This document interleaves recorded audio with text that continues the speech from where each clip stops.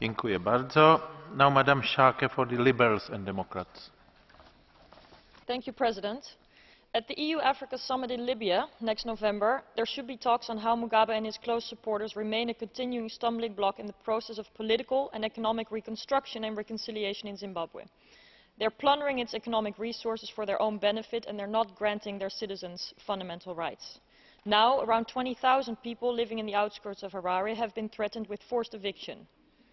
The government demands a renewal lease fee of up to $140, but in a country with less than $100 per capita income, this is effectively impossible, and this demand is a de facto license to abuse.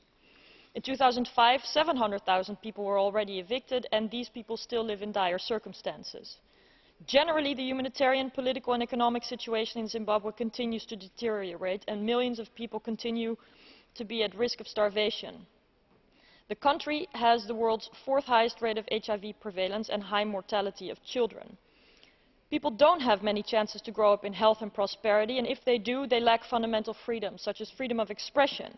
Zimbabwe ranks 123rd in terms of press freedom. The return of independent dailies is a step forward for public access to information, but the situation is still very fragile. And I want to call specific attention to the situation of LGBTI people in Zimbabwe. People need unrestricted access to be granted relief and humanitarian access and aid so that the attempts of Zimbabwe to achieve the Millennium Development Goals can get underway. This is very necessary. Thank you. Thank you. Now, Mr. Ziobro was supposed to speak for the group of Conservatives and Reformists, but I don't see him here.